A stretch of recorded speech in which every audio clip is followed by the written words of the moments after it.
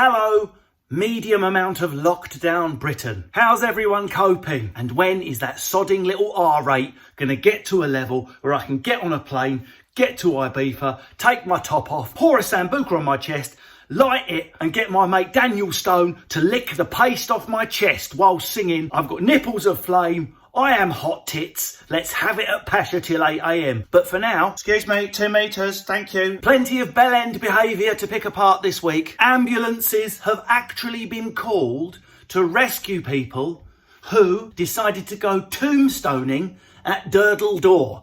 If you're watching this from America, I can only imagine the effect that sentence has just had on you. Oh my God, Brenda, he just said tombstoning in Durdle Door. They're actually turning into hobbits there. Durdle Door is a place, and tombstoning is where you jump off a cliff straight into the sea. Do you know how dangerous that is? 2 lots of danger. 1, packing onto a beach and flagrantly flouting social distancing protocols. And 2, throwing yourself off a cliff. Imagine your poor mother at your memorial. We're so sorry to lose Darren. It's such a waste of life.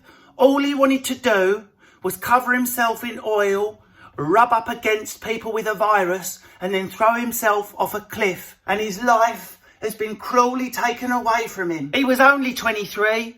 He will not get to pass his genes on to the next generation. Gee, what a fucking loss. There's a Nobel Prize that will go unclaimed. Darren, who rolled around in virus and threw himself off a cliff, just took himself out the food chain. Some of us are falling apart on the inside, some on the outside, some are loving it. We're all different. My hair, look at the state of it.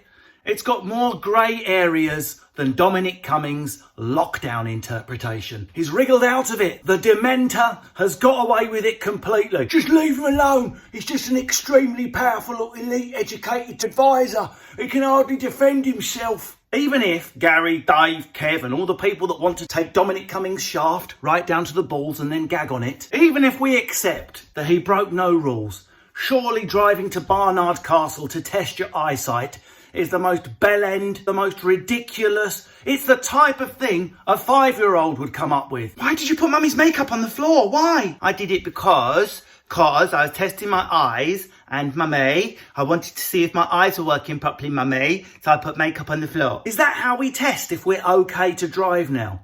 We take the thing we think might be broken, get in the car with it and see how we drive. Gee, when the nightclubs open, I bet all the people ketted off their tits will be relieved to know you can test yourself for 60 miles. Maybe you'll be able to get home, maybe you won't. Have a little Gurn drive. Well, on reflection, officer, I deemed it was safe to drive home, although I did have a panic attack just outside London, so I stopped for a spliff to sort myself out. Then I was level as fuck all the way to Croydon. There's also been a disturbing rise in hot tub selfies.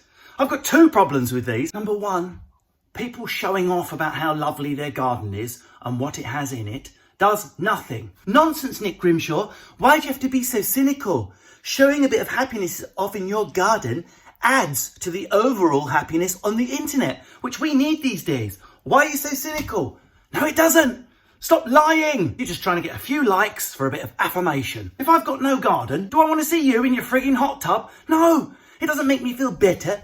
The happiness of the world doesn't rise up because I'm seeing you relaxing in a hot tub in the sun. Would you come up to me if I'd just broken my legs skiing and tap dance around my wheelchair going, I'm just adding to the sum total of leg movement in the world. You might be in a wheelchair, but look how my legs move. Hooray! That's you showing off your lovely facilities where many others have spent 3 months locked in a flat. And the other thing is, I don't know how to break this to you, Leanne and Liam, but a hot tub isn't posh. Hot tubs aren't what they were 20 years ago, yeah? You don't look like Jay-Z and Beyonce when you're in your hot tub in your garden and you can see your neighbour's St George's cross hanging off his fence and a pylon in the background and you're chinking 2 glasses of Prosecco together. Thug life. It's not easy living the high life, but we do what we can. Yeah, Leanne and Liam in our hot tub. We're pimp, we're pimp, we're pimp. No, you got yourself a bargain off Amazon and now you're sitting in your own piss and flies. Sadly, there's only one other big story this week. A global story. I try to attach silliness and humour to everything I pick apart.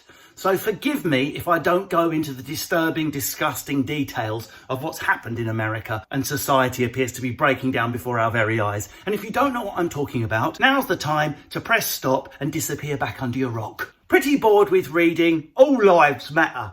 not just Black Lives Matter. I'm not having a go. Maybe you just haven't thought through what you've said. So allow me to give a couple of examples that help you to understand the absurdity of taking this position. There isn't racism itself, it's saying it that creates it. All lives matter. Black lives, all lives matter. Saying one thing matters. Here we go with a philosophy logic lesson 101. I've checked this on my 4-year-old daughter. She understood it. So you've got no excuses. If I say a thing matters, it doesn't mean other things don't matter. That's the first point. Let that just sit there for a second. Saying one thing matters doesn't automatically set up the opposition that something else doesn't.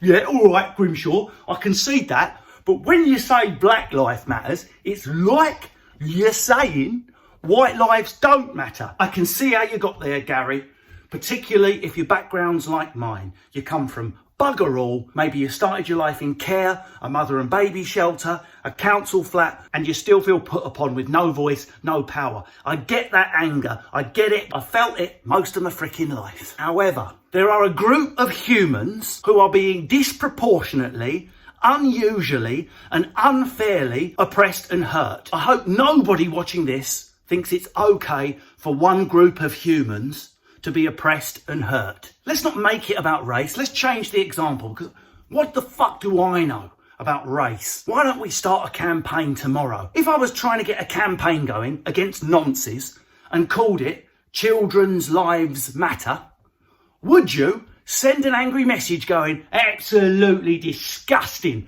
from Nick Kane? Children's lives matter? What? And I suppose adults don't? You've just said that you don't love adults. Clearly I haven't. I've just gone into the Catholic Church. I've just gone into an environment where children are unusually vulnerable and started a campaign with a slogan saying children's lives matter. Let's make it about class instead. That's one thing I do understand. If I could prove to you that the poorer you are, the more likely you are to die of coronavirus, wouldn't you agree that's disgusting?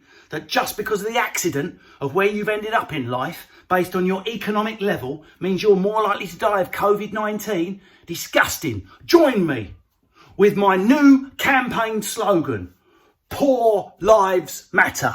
And they do. Yeah, that's right. I could get behind that one. No, I'm not having it. I'm sorry. What an absolutely disgusting campaign, saying that poor people's lives matter. You're clearly wishing that all rich people are dead. Disgusting class war. Right, I've got to go. I've got a hot tub in my rose garden. I want to lay in there and chat bullshit all night long.